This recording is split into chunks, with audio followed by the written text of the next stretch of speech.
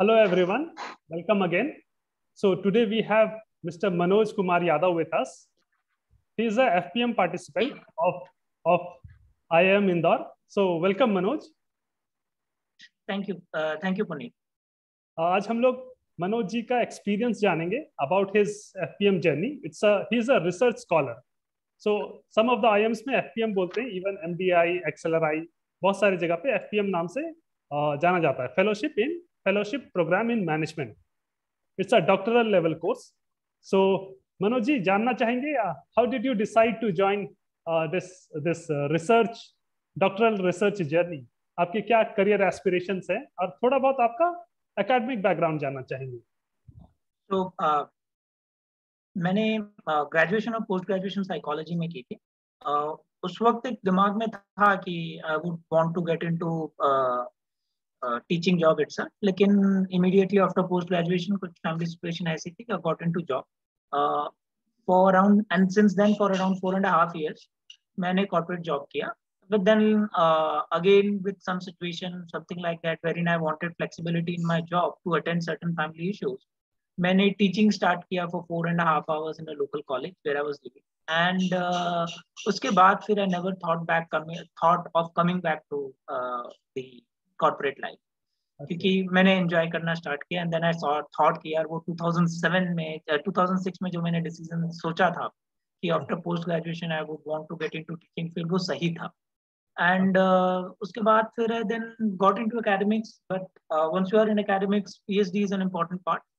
Again family situations के ये allow नहीं करती थी कि मैं कहीं full time PhD join करूँ without scholarship. So I kept struggling out to find out to clear my JRF. Teaching मैं management में करता था. There was a gap since 2006 to 2012. जहाँ पे मैंने कोई साइकोलॉजी पढ़ी नहीं थी, तो इस वजह से थोड़ा टाइम लग रहा था. नेट क्वालिफाई हो जा रहा था, JRF नहीं हो रहा था. तो that is where I feel like कि इस तरह का सेशन जो तुम कंडक्ट कर रहे हो वो भी इम्पोर्टेंट हो जाता है, क्योंकि तब मुझे ये सब पता नहीं था कि apart from JRF there is an institute called IIM, जहाँ पे आप PhD कर सकते हैं अगर आप JRF नहीं भी हैं. बट अगर आप सेलेक्ट हो जाते हैं तो आपको एक डिसेंट स्कॉलरशिप अमाउंट मिलेगी जहाँ पे. तो but then I was not aware about it. तो मुझे सिर्फ ये पता था कि प्रोबेबली JRF करूंगा तो स्टेट लेवल या सेंट्रल लेवल यूनिवर्सिटीज में कहीं PhD करूंगा और गवर्नमेंट से scholarship. Okay. So that was the idea. 2015 तक I was in academic before I qualified my JRF, and then I started filling the form, and finally you see fate has something else to say. Finally मुझे selection वहाँ हुआ जहाँ पे मुझे JRF की scholarship की जरूरत नहीं थी. So that has been the journey. चलिए बहुत बढ़िया. That's how I got into PhD. Yes. Since you are towards the completion side of your research journey, Right. हम लोग आपके थ्रू जानना चाहेंगे पेपर पब्लिकेशन के बारे में. how somebody decides कि पर्टिकुलर टॉपिक में करना है, और अगर टॉपिक डिसाइड हो गया तो जर्नल कैसे फाइंड आउट करते हैं? So generally दो कई तरीके होते हैं. Actually there is no one short way. Some of the ways जो मैंने आइडेंटिफाई किए हैं during the process of my research journey या एक्सप्लोर किया है, वो मैं उसकी बातें कर लेता हूँ आपको फटाफट. तो वन वे इज की ऑब्वियसली आइडेंटिफाइंग कि मैं किस एरिया में स्टडी करना चाहता हूँ. तो मैं तो जनरली ज्यादातर लोगों को ना जो न्यू है, अभी कुछ पढ़ा भी नहीं है, कुछ भी आइडिया नहीं, उन्हें मैं ये कहता हूँ कि भाई सब्जेक्ट तो क्लियर है ना, कि जैसे OBHR में करना है. इफ दैट इज क्लियर तो एक कोई भी टेक्स्ट बुक उठा लो, famous textbook of OBHR, और सारे कंटेंट के थ्रू जाते जाओ कि कहाँ पे कौन सा टॉपिक सबसे मजा आया था पढ़ने. Okay. Which was that topic during your class जहाँ पे बहुत मजा आया. So that will give you some idea कि भाई इस टॉपिक पे मुझे स्टडी करनी है. अब उस टॉपिक पे एक बार समहाउ यू आइडेंटिफाइड कि ये टॉपिक पे बहुत मजा आया था पढ़ने में, तो बिलीव नहीं, मुझे लगता है फिर उस टॉपिक पे रिसर्च करने में भी आपको मजा आएगा. अब अगला स्टेज ये होता है कि आइडेंटिफाई करना कि उस टॉपिक में करें क्या. ऑलरेडी टेक्स्ट बुक में अगर वो टॉपिक है तो उसके ऊपर काफी काम हुआ होगा. तो बचा कुछ है या नहीं है, दैट इज वेयर. तो उसके लिए as we say कि हम लेटेस्ट लिटरेचर उस टॉपिक पे उठा लें, जो भी सबसे लेटेस्ट उस टॉपिक पे लिटरेचर रिव्यू मिल जाए. क्योंकि वहां पे जब आप वो लिटरेचर रिव्यू पढ़ेंगे, खास करके उसके फ्यूचर रिसर्च डायरेक्शन, तो आपको समझ में आएगा कि इस एरिया में भी करने को बहुत कुछ है। Correct correct. और वहां से अगर कोई क्वेश्चन आपको अपील करता है उस फ्यूचर रिसर्च डायरेक्शन में, तो आप वहां पे काम कर सकते हैं। और जैसे मैंने कहा कि अगर वो लेटेस्ट लिटरेचर रिव्यू है, तो आप फेयरली ये मान सकते हैं कि वो जो क्वेश्चन उसमें है वो अभी उस तरीके से उसके ऊपर रिसर्च नहीं हुआ होगा। So that is one thing. और फिर जब आप उसको दिमाग में रख के फिर से अपना नया लिटरेचर रिव्यू स्टार्ट करेंगे, तो बिलीव मी आपका क्वेश्चन चेंज होगा। तो आप ये मत सोचिए कि यार ये क्वेश्चन तो मैंने आइडेंटिफाई नहीं किया है, किसी और ने आइडेंटिफाई किया है। उस क्वेश्चन का ट्रीटमेंट क्या होगा, उस क्वेश्चन में क्या वेरिएबल एक्स्ट्रा ऐड हो सकते हैं, नेगेट हो सकते हैं, वो सब आपके लिटरेचर रिव्यू जर्नी में अपने आप वो क्वेश्चन रिफाइन होने लगती है। और वो क्वेश्चन आपका अपना हो जाएगा, आपको पता भी नहीं चलेगा। तो दीज आर सम वे जो मैंने एक्सप्लोर किया था कि इस तरीके से identified. And then believe me, I mean जब आप कोई क्वेश्चन बनाते हो या सोचते हो, ले जाते हो आप, there would be interaction with your guide, right? जो यस। आपके टैग चेयर हैं, थीसिस एडवाइजरी कमेटी हम यहाँ कहते हैं, तो हाँ हाँ। उनके जो चेयर हैं या दूसरे जो मेंबर्स हैं, उनके इनपुट आए कि इसको इस तरह से क्यों नहीं देखा, उसको इस तरह से क्यों नहीं देखा, या और कुछ नहीं तो तुम एक ये वाला पेपर भी पढ़ लो, उसके बाद हम डिस्कस करेंगे ये question. Like in my case this happened. मैं काम करना चाहता था, माइक्रो एग्रेशन पे डिसीजन था पहले से दिमाग में, and I okay did fairly some literature review on micro aggression as well. And then one day I was discussing this with my TAC guide, and then उन्होंने कहा there was a paper by Anderson and Pearson in the year 1999 in Academy of Management Review, एक बार वो paper पढ़ लेना। अच्छा। तो मैंने कहा ठीक है, मैं आया, ऑब्वियसली गाइड कह रहे हैं पेपर तो पढ़ना ही पड़ेगा। आए, मैंने पेपर वो पढ़ा, तो पहले तो वो मेस्मराइज हो जाते हैं ना कि यार हमारे टॉपिक का पेपर बेस्ट क्या होगा वो उन्हें पता है, और जबकि मैं फर्स्ट टाइम कर रहा हूँ, तो आप मेस्मराइज हो गए तो आप उनकी बात को कैसे मना करेंगे? तो I came back and study and I saw कि वो पेपर माइक्रो एग्रेशन पे नहीं था, बट वर्कप्लेस इंसिविलिटी पे था। बट मैं पूरे टाइम जब मैं सर से माइक्रो एग्रेशन पे मुझे स्टडी करना है, ये करना है, वो करना है, मैं बात कर रहा था, तो मैं काफी कुछ इंसिविलिटी लिटरेचर को रिपीट कर रहा था। ओके। और फिर मुझे सेंस आया कि सर ने मुझे इसीलिए ये पेपर कहने के लिए कहा। और जब मैंने पढ़ा तो finally now my literature my thesis is on workplace incivility. Okay, wonderful wonderful.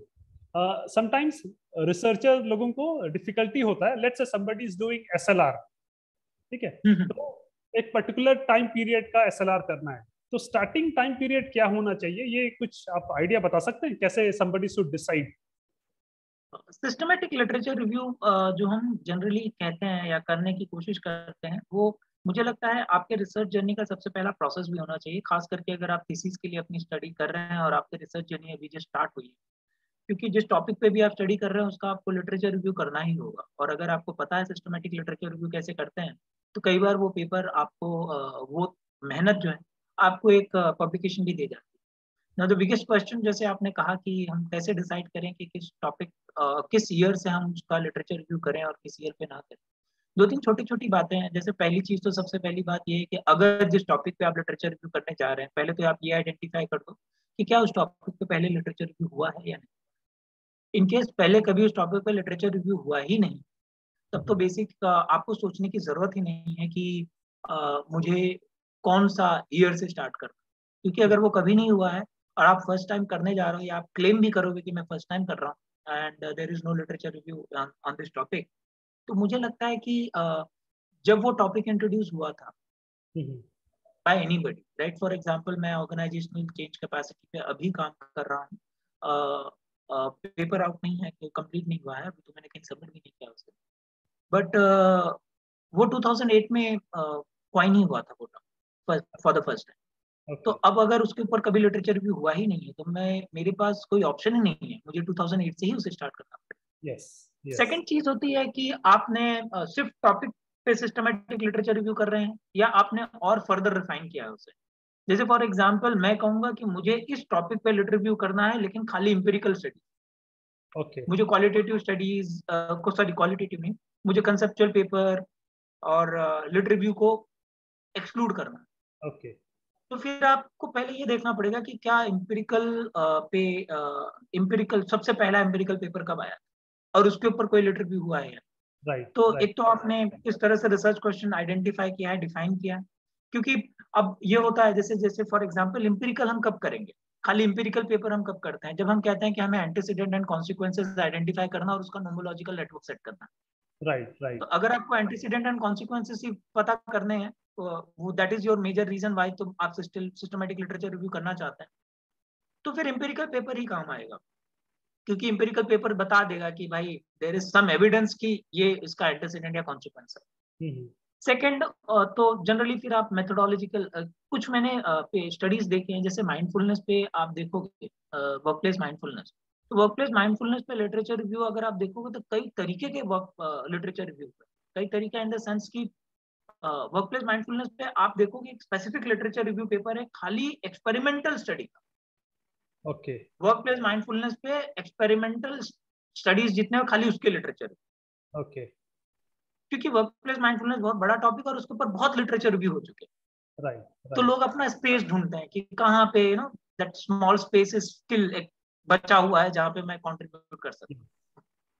तो फिर उसने क्या किया, वो ऐसे करेगा कि सबसे पहला एक्सपेरिमेंटल पेपर कब आया था, वो उसके लिए स्टार्टिंग ईयर हो जाए। And okay lastly just one more point, हालांकि इसके बहुत सारे और आयाम हो सकते हैं जो मुझे अभी याद नहीं आ रहा है, बट लास्टली जैसे ये भी कर सकते हैं हम कि हम ये देखें कि जिस टॉपिक पे हम लिटरेचर रिव्यू करना चाह रहे हैं वो टॉपिक पे कितने लिटरेचर रिव्यू पास में हो चुके और सबसे लास्ट वाला कब हुआ था।